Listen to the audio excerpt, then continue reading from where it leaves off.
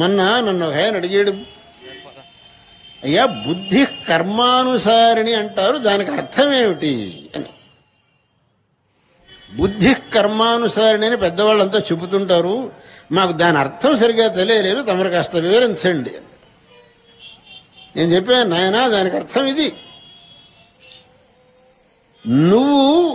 నేను ముందరనే చెప్పాను, నువ్వు కిందటి జన్మలో చేసినటువంటి పుణ్యపాపములకు తగినట్లుగా ఇప్పుడు నువ్వు సుఖ దుఃఖాలు అనుభవించాల్సి వస్తుంది అని. నువ్వు కిందటి జన్మలో పాపకర్మ చేశావు, దాని ఫలం ఇప్పుడు దుఃఖం అనుభవించాలి. దుఃఖం ఎలా వస్తుంది? ఏదో తప్పుడు పని చేస్తేనే కదా దుఃఖం వచ్చేది. నీకు ఈ దుఃఖం అనుభవించాల్సిన యోగం ఉన్నది కాక నీ తప్పుడు పని చెయ్యాలని బుద్ధి పుడుతున్నది. బుద్ధి కర్మానుసారిణి. నువ్వు ఆ దుఃఖాన్ని అనుభవించాల్సిన యోగం నీకు ఉన్నందువల్ల ఆ తప్పుడు పని చెయ్యాలనే బుద్ధి పుడుతున్నది నీకు.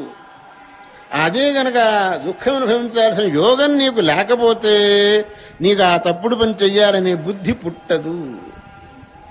అలాగే నువ్వు కిందటి జన్మలో చేసిన సుకృతం ఫలంగా సుఖాన్ని అనుభవించాల్సిన యోగం ఉన్నందువల్ల దానికి తగినట్టుగా మంచి పని చెయ్యాలనే బుద్ధి నీకు పుడుతున్నది.